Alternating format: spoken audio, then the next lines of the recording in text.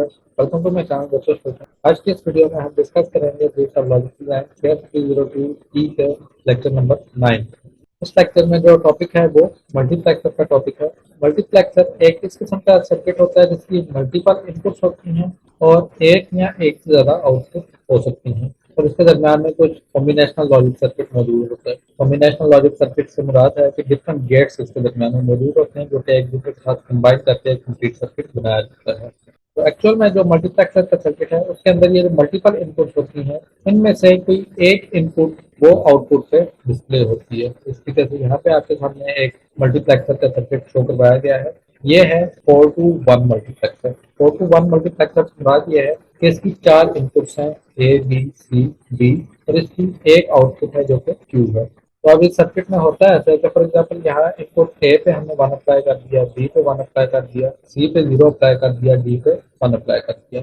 तो एक वक्त में इन इनपुट में से कोई एक इनपुट जो है वो आउटपुट पे डिस्प्ले हो जाएगी। मतलब अगर हम इस ए वाली इनपुट को आउटपुट पे डिस्प्ले करवाना चाहें तो यहाँ पे 1 आ जाएगा। इस तरीके से बी वाली इनपुट को अगर हम यहाँ पे डिस्प्ले करवाना चाहें तब भी 1 आ जाएगा। अगर हम सी वाली इनपुट को यहाँ पे डिस्प्ले करवाना चाहते हैं तो उस केस में हमारी आउटपुट 0 हो जाएगी और अगर डी वाली को हम यहाँ पे डिस्प्ले करवाते हैं तो वो आउटपुट 1 हो जाएगी। अब क्वेश्चन ये है कि हमारे पास मल्टीपल इनपुट्स हैं, आउटपुट एक है, तो कौन सी वाली इनपुट का डाटा आउटपुट पे शो होगा। तो ये डिपेंड कर रहा होता है कि इन दो लाइन्स पे हम क्या इनपुट अप्लाई करते हैं। इन दो लाइन्स को कंट्रोल लाइन भी कहा जाता है। अगर इस ए और बी पे हम 0 और 0 अप्लाई करें तो ये जो फर्स्ट इनपुट है ये हमारे पास आउटपुट पे डिस्प्ले हो जाएगा। अगर यहाँ पे हम 0 और 1 अप्लाई कर दें तो ये सेकंड इनपुट हमारे पास आउटपुट पे डिस्प्ले हो जाएगी। अगर हम 1 और 0 अप्लाई करते हैं तो थर्ड इनपुट हमारे पास आउटपुट पे डिस्प्ले हो जाएगी। और अगर हम यहाँ पे 1 और 1 अप्लाई कर दें तो ये जो फोर्थ इनपुट पे डाटा मौजूद है ये हमारे पास यहाँ पे आउटपुट पे डिस्प्ले हो जाएगा। तो यहाँ पे तो वैसे जो मल्टीप्लेक्सर शो करवाया हुआ है वो 4x1 मल्टीप्लेक्सर है, लेकिन ये मल्टीप्लेक्सर 2x1 भी हो सकता है, 4x1 भी हो सकता है जिस तरीके से आपके सामने डिस्प्ले हो रहा है, या फिर इसके अलावा 8x1, 16x1 और इसके आगे 32x1 या 64 तक भी इनपुट्स जा सकती हैं। तो इन सब के अंदर मल्टीपल इनपुट्स होंगी। तो यहाँ पे आपके पास 2 इनपुट एक आउटपुट होगी। इस केस के अंदर आपके पास 8 इनपुट और 1 आउटपुट होगी। 16x1 को अगर इंप्लीमेंट करें तो आपके पास यहाँ पे 16 इनपुट्स होंगी और सिंगल आउटपुट होगी। तो ये चीज यहाँ पे कुछ टेबल के थ्रू भी शो करवाई है जो थोड़ी देर पहले आपको बताई थी कि अगर दोनों कंट्रोल लाइन पे हम 0 0 अप्लाई करें तो ए इनपुट वाला डाटा हमारे पास आउटपुट पे आ जाएगा। 0 1 अप्लाई करें तो बी इनपुट हमारे पास आउटपुट पे डिस्प्ले हो जाएगी। 1 0 के केस में सी, तो अगर 1 और 1 इंप्लीमेंट किया जाए कंट्रोल लाइन पे तो डी इनपुट जो है उसका डाटा हमारे पास आउटपुट पे डिस्प्ले हो जाएगा। इस मल्टीप्लेक्सर को इलेक्ट्रॉनिक वर्क बेंच में किस तरीके से इस्तेमाल किया जा सकता है वो यहाँ पे बताया गया है। इलेक्ट्रॉनिक वर्क बेंच में जब हम इस ऑप्शन पर क्लिक करेंगे तो यहाँ पे ये एक ऑप्शन आ रहा है MUX। इसको जब आप ड्रॉ करके अपने पास लेके आएंगे तो आपके पास ये एक छोटी सी विंडो ओपन हो जाएगी। इस विंडो के अंदर आप देख सकते हैं कि आपने 2 to 4 डी मल्टीप्लेक्सर को इम्प्लीमेंट करना है, 1 to 6 मल्टीप्लेक्सर में ऐसे डाटा स्ट्रक्चर भी कहा जाता है उसे इम्प्लीमेंट करना है, 1 to 8 डाटा स्ट्रक्चर या मल्टीप्लेक्सर, डुअल 4 to 1 और डुअल 2 to 1। तो ये डिफरेंट टाइप्स हैं जो यहाँ पे आपके पास शो हो जाएंगी। इनमें से आप जिसको सेलेक्ट करेंगे वो आईसी आपके सामने डिस्प्ले हो जाएगी। तो यहाँ पे जो 1 to 8 मल्टीप्लेक्सर है उसकी जो आईसी है वो है 74151। जब इसे आप सेलेक्ट करेंगे तो आपके पास ये आईसी डिस्प्ले हो जाएगी। इस पे आप देख सकते हैं ये मल्टीपल इनपुट पिंस शो हो रही है। तो 8 to 1 मल्टीप्लेक्सर 3 कंट्रोल लाइन्स होंगी तो वो आप यहाँ पे देख सकते हैं ए बी सी, ये 3 कंट्रोल लाइन। इसके अलावा 8 डाटा इनपुट वाली लाइन है। तो वो जो 8 लाइन है वो आप यहाँ पे देख सकते हैं D0, D1, D2, D3, उसके बाद D4, D5, D6 और D7। ये 8 लाइन है जिन पे आपने डाटा अप्लाई करना। उसके अलावा यहाँ पे एक BCP वाली लाइन है, मतलब आईसी को जो पावर अप्लाई करनी होती है वो इस लाइन पे हम करेंगे। यहाँ पे हम BCP का सिग्नल कनेक्ट कर देंगे। इस जगह पे अगर आप देखें तो ये ग्राउंड वाला सिग्नल को हमने पिन 8 पे कनेक्ट करना है और यहाँ पे जो जी कॉम्प्लीमेंट है इसे भी ग्राउंड के साथ कनेक्ट करेंगे, क्योंकि यहाँ पे आप देखें तो छोटा सा एक बबल लगा हुआ है जो कि नॉट गेट को रिप्रेजेंट करता है, मतलब 0 को रिप्रेजेंट करता है, तो इसे हम ग्राउंड के साथ कनेक्ट करते हैं। इस आईसी की 2 आउटपुट्स हैं, एक Y और दूसरा W। तो जो भी हम यहाँ पे इनपुट अप्लाई करेंगे, मतलब अगर हमने यहाँ पे 0 0 0 अप्लाई किया हुआ है तो जो D0 इनपुट है इसका डाटा Y आउटपुट पे हमारे पास डिस्प्ले हो जाएगा। अगर हम 0 0 1 अप्लाई करेंगे तो D1 वाला जो डाटा है वो हमारे पास Y आउटपुट पे डिस्प्ले हो जाएगा। तो ये जो y आउटपुट है ये हमारी मेन आउटपुट होगी, और अगर यही डाटा हमें कॉम्प्लीमेंट में चाहिए होगा तो वो डाटा हम W से हासिल कर सकते हैं। तो ये है IC 74151 जो कि 8 to 1 डीमल्टीप्लेक्सर है। इस तरीके से ये बताया गया है कि 16 to 1 मल्टीप्लेक्सर आईसी जो है वो है 74150, जो कि यहाँ पे आपको डिस्प्ले करवाई हुई है। उसमें आप देख सकते हैं कि 16 इनपुट लाइन्स हैं, E0 से लेके E7 तक, और फिर उसके बाद E8 से लेके E15 तक। क्योंकि ये 16 to 1 मल्टीप्लेक्सर है तो इसमें 4 कंट्रोल लाइन्स होंगी, तो ABC, और उसके बाद जो फोर्थ लाइन है वो इस जगह पर डिस्प्ले करवाई हुई है D। इस पॉइंट पे हमें VCC का सिग्नल अप्लाई करना है, यहाँ से हम ग्राउंड का सिग्नल अप्लाई करेंगे, इसको भी हम ग्राउंड के साथ कनेक्ट करेंगे, और जो हमारी आउटपुट है वो W पे आएगी। तो उसके साथ यहाँ पे ये बताया हुआ है कि जो ए लाइन है ये लीस्ट सिग्निफिकेंट वैल्यू को रिप्रेजेंट करती है। मतलब आप अगर फॉर एग्जांपल लाइन नंबर 10 को सेलेक्ट करना चाहते हैं तो 10 की जो बाइनरी होती है वो होती है 1010। तो ये जो जीरो है ये इस ए पे आएगा, लीस्ट सिग्निफिकेंट डिजिट जो है वो ए पे आएगा, और उससे नेक्स्ट डिजिट बी पे आएगा। इस जीरो को हम सी पे अप्लाई करेंगे और इस वन को हम बी पे अप्लाई करेंगे। तो ये जो आपका E10 वाला डाटा है ये आपके पास आउटपुट पे डिस्प्ले हो जाएगा। उसके बाद यहाँ पे ये एक टेबल शो किया हुआ है। ये टेबल 8 to 1 मल्टीप्लेक्सर का है। तो अगर आप जो जी इनपुट जिसको मैंने आपको बताया था कि जीरो के साथ कनेक्ट करना है, अगर उसे 1 के साथ कनेक्ट किया तो ये ऐसी हमारी काम नहीं करेगा। जब आप कोई भी इनपुट अप्लाई करें, यहाँ पे एक्स एक्स लिखा हुआ तो आपके पास आउटपुट जो है वो ठीक से जनरेट नहीं करेगा। तो जब हम ग्राउंड के साथ कनेक्ट कर देंगे और उसके बाद ये डिफरेंट इनपुट्स हैं, इसके अकॉर्डिंग हमारे पास आउटपुट यहाँ पे डिस्प्ले हो रही है। अगर आप तीनों कंट्रोल इनपुट पे 000 अप्लाई करते हैं तो G0 वाला डाटा आपके पास Y आउटपुट पे आ जाएगा, और मैंने आपको बताया था कि इसी का जो कॉम्प्लीमेंट है वो W आउटपुट पे आएगा। तो अगर आपको कॉम्प्लीमेंट वाला डाटा चाहिए हो तो आप W से ले सकते हैं, अगर आपको रीजनल डाटा चाहिए हो तो आप Y आउटपुट से ले सकते हैं। यहाँ पे अब ये एक फंक्शन दिया गया है और कहा गया है कि इसे मल्टीप्लेक्सर के थ्रू इम्प्लीमेंट करना है। तो इस फंक्शन के अंदर आप देख सकते हैं 3 वेरिएबल इस्तेमाल किए गए हैं। एक्चुअल में ये जो वेरिएबल हैं यही उन कंट्रोल इनपुट पे इम्प्लीमेंट किए जाएंगे। तो 3 वेरिएबल हैं, इसका मतलब है 3 कंट्रोल लाइन्स होंगी, और अगर 3 कंट्रोल लाइन्स हों तो आप पूरे पावर 3 करके चेक कर सकते हैं कि इसका आंसर आता है 8। इसका मतलब है कि यहाँ पे हम 8 to 1 मल्टीप्लेक्सर को इस्तेमाल करेंगे, जो कि यहाँ पे लिखी हुई है, can be implemented using 8 to 1 multiplexer. तो जो हमें यहाँ पे एक्सप्रेशन दिया हुआ है, इस एक्सप्रेशन को पहले तो हम स्टैंडर्ड फॉर्म में कन्वर्ट करेंगे, क्योंकि ये इस वक्त स्टैंडर्ड फॉर्म में मौजूद नहीं है। हमारे पास इस एक्सप्रेशन में 3 वेरिएबल मौजूद हैं। फर्स्ट टर्म में तीनों वेरिएबल हैं, जबकि सेकंड टर्म में वेरिएबल सी मिसिंग है, और उससे नेक्स्ट टर्म में वेरिएबल बी मिसिंग है। तो पहले तो इसे स्टैंडर्ड फॉर्म में कन्वर्ट किया जाएगा। जो भी आपके पास स्टैंडर्ड फॉर्म आ जाएगी उसके अकॉर्डिंग फिर हम इस एक्सप्रेशन को इम्प्लीमेंट करेंगे। तो जब आप इस स्टैंडर्ड फॉर्म में कन्वर्ट करेंगे आपके पास ये एक्सप्रेशन आ जाएगा। इस एक्सप्रेशन में आप देख सकते हैं कि ये वाली जो टर्म है ये रिपीट हो रही है, तो इस टर्म को मैं यहाँ से कैंसिल कर देता हूँ, क्योंकि जो भी टर्म रिपीट हो रही है उसे एक दफा लिखना होता है। तो पीछे आपके पास जो एक्सप्रेशन बचा है वो है 011। इसमें जितने भी वेरिएबल्स हैं जिनके कॉम्प्लीमेंट है उसकी जगह पे 0 लिखते हैं, जहाँ जहाँ पे कॉम्प्लीमेंट मौजूद नहीं है वहाँ पे 1 आ जाएगा।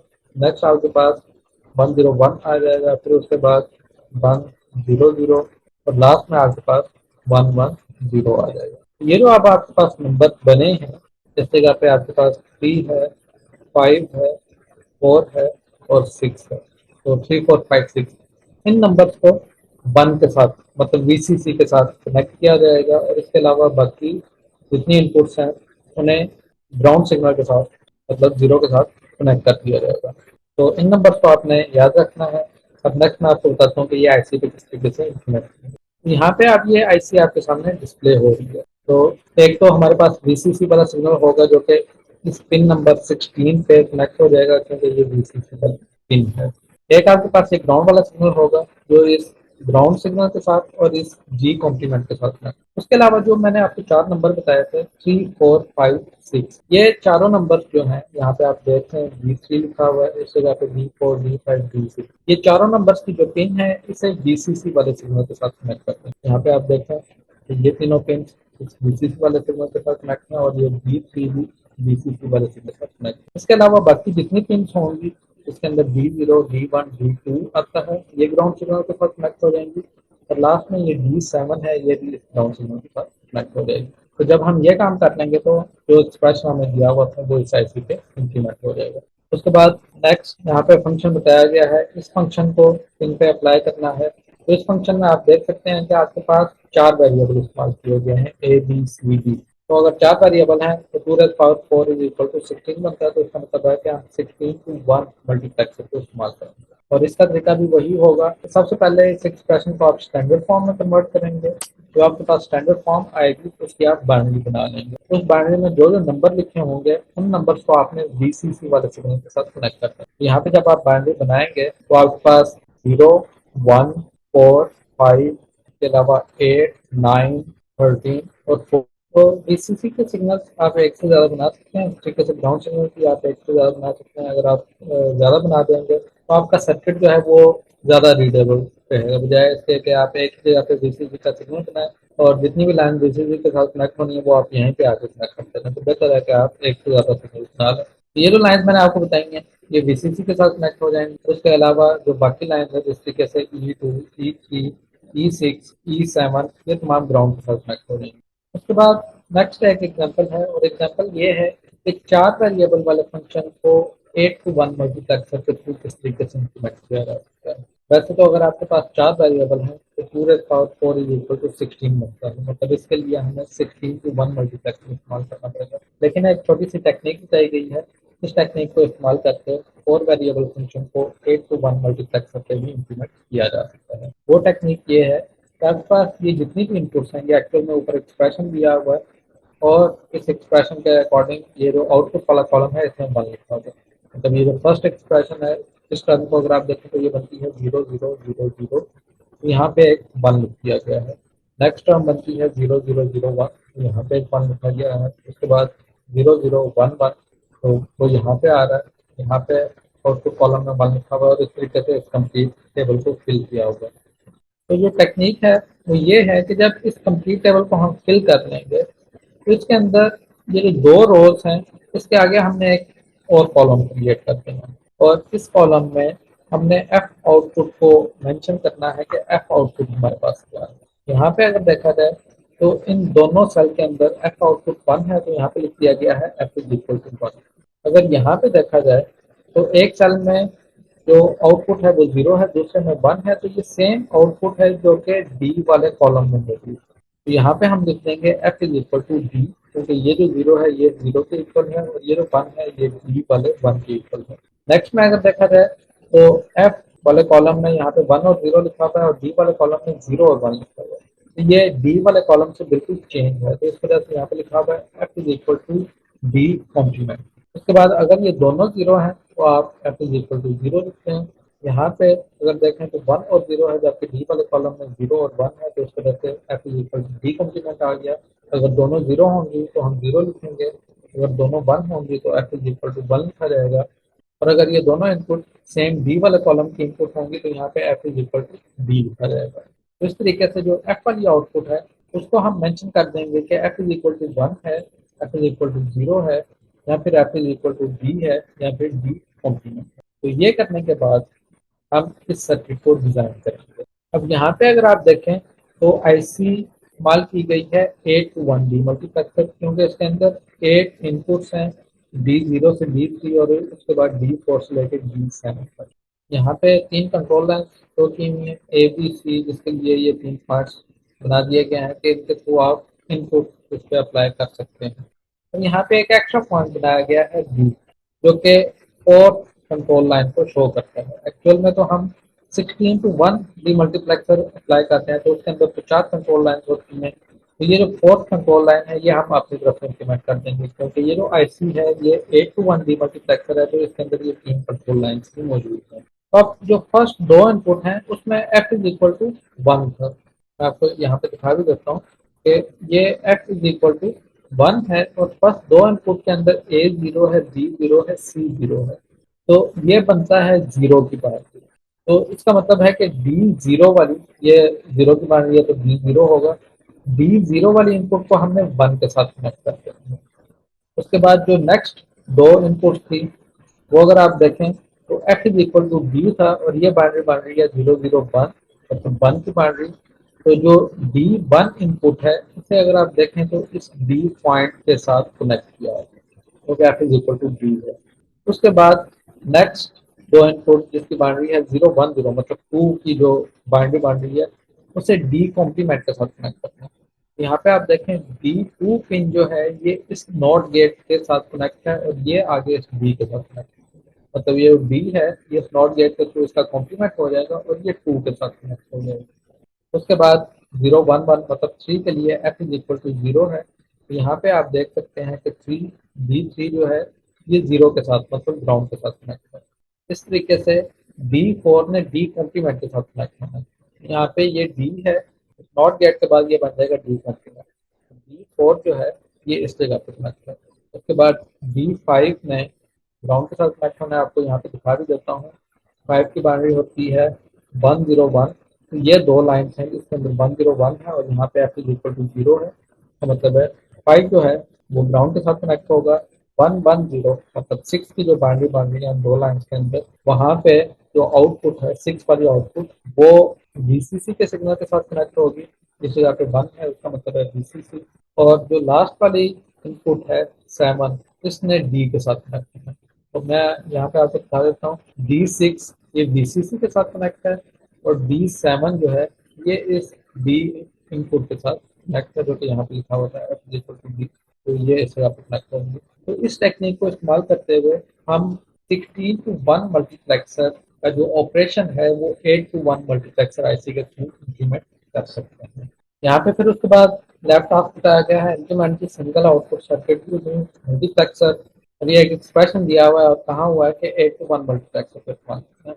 तो ये सेम एक्सप्रेशन है जो इस ऊपर वाली एग्जाम्पल में सॉल्व किया गया, तो जस्ट ये कहा गया है कि इस एग्जाम्पल को आप खुद एक दफ़ा इलेक्ट्रॉनिक वर्क बेंच में इम्प्लीमेंट करके चेक कर लें।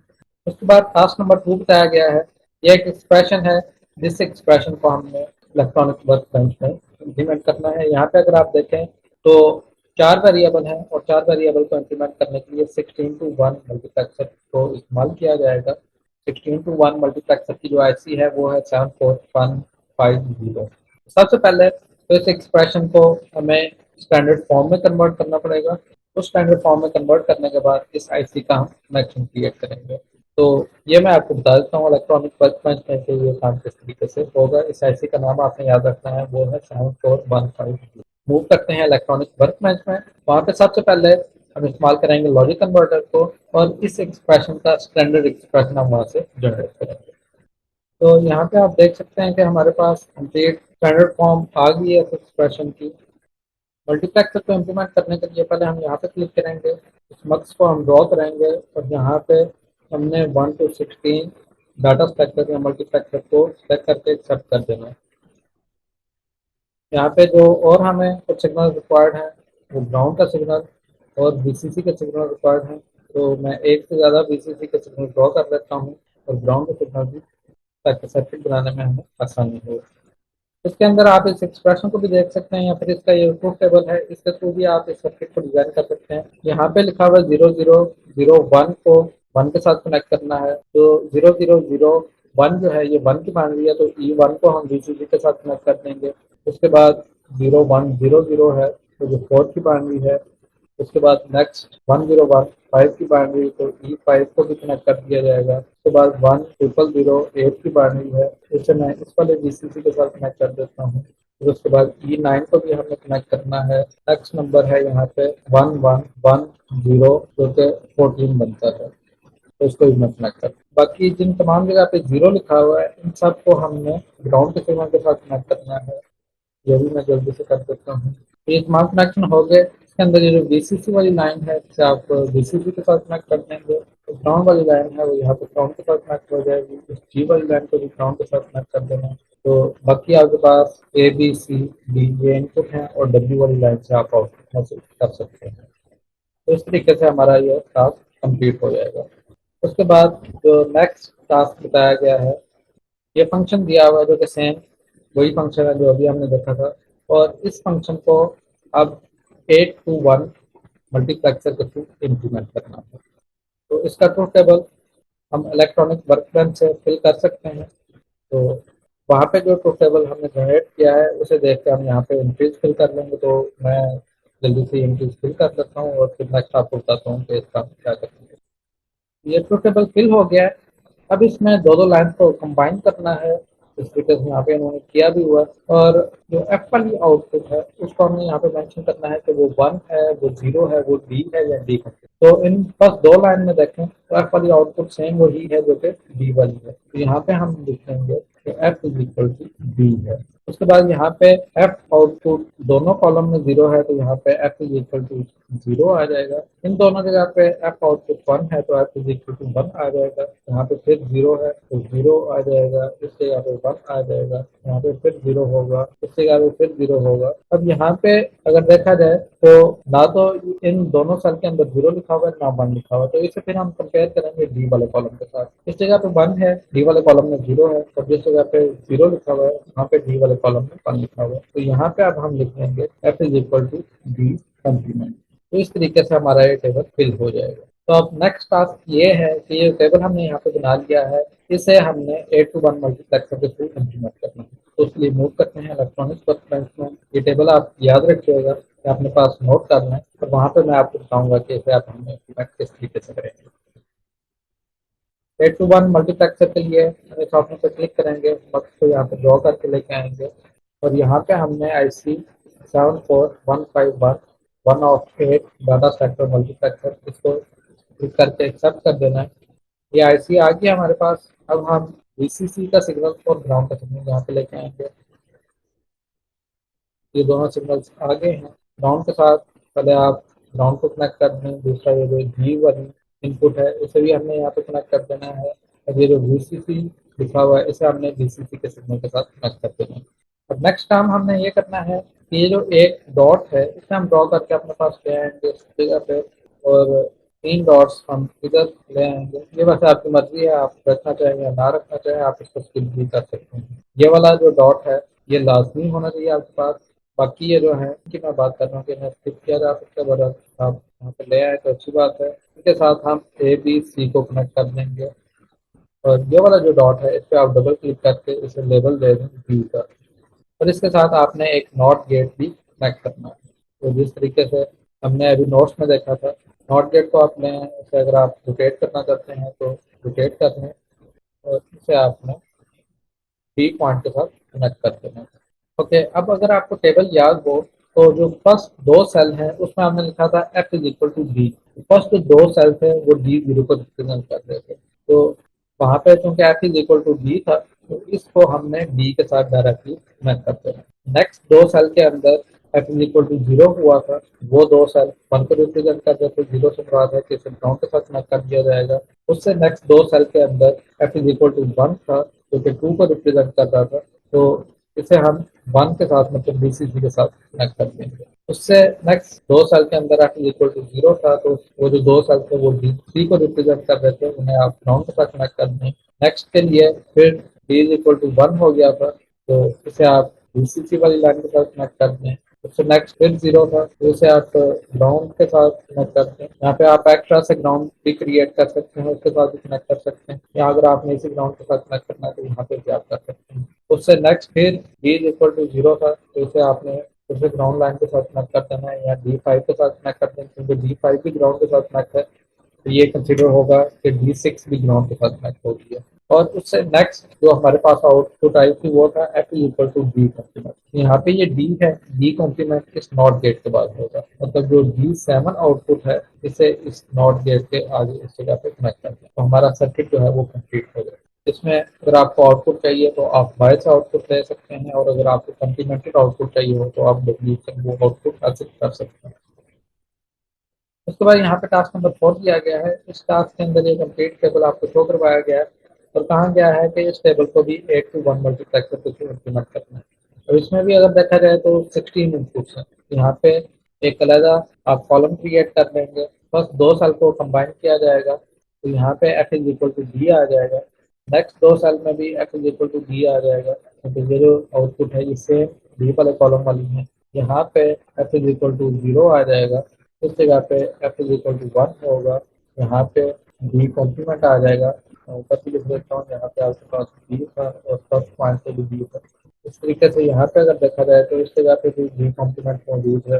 इस जगह पे भी डी कॉम्प्लीमेंट मौजूद है, क्योंकि डी वाले कॉलम से बिल्कुल चेंज आउटपुट है, यहाँ पे डी कॉम्प्लीमेंट होगा। और अगर इन आउटपुट को देखा जाए तो ये बिल्कुल सेम डी कॉलम वाली आउटपुट, तो यहाँ पे आपके पास डी आ जाएगा। तो इसका मतलब है कि जो डी जीरो वाली लाइन होगी उसे हम डी पॉइंट के साथ कनेक्ट कर देंगे, डी वन वाली लाइन को भी डी के साथ कनेक्ट किया जाएगा, डी टू वाली लाइन को ग्राउंड के साथ कनेक्ट किया जाएगा, डी थ्री वाली लाइन को वन के साथ कनेक्ट किया जाएगा, D four D five D six वाली लाइन जो है इन्हें डी कॉम्प्लीमेंट मतलब नॉट गेट होगा उसके साथ कनेक्ट किया जाएगा, और डी सेवन वाली लाइन को डी आउटपुट के साथ कनेक्ट कर दिया जाएगा। तो ये सर्किट भी मैं आपको शो करवा देता हूँ, इस टेबल को अपने पास नोट कर लें।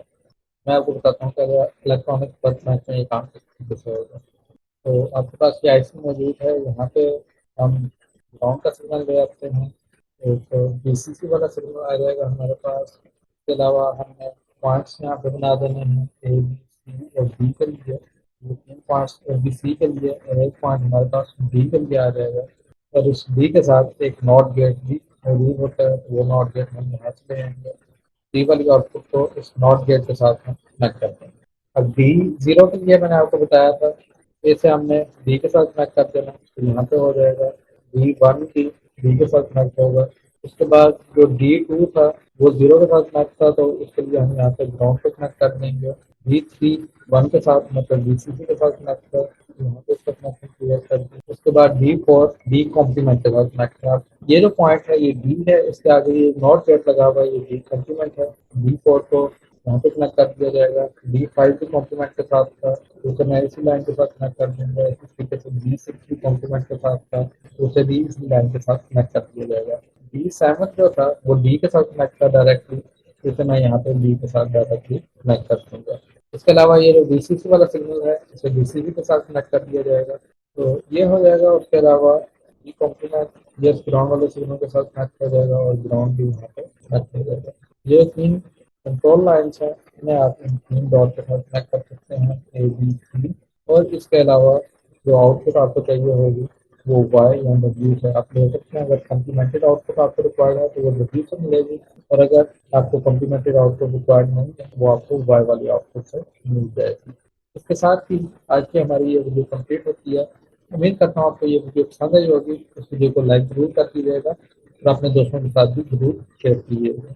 मिलेंगे इंशाल्लाह नेक्स्ट वीडियो में, तब तक अल्लाह हाफिज़।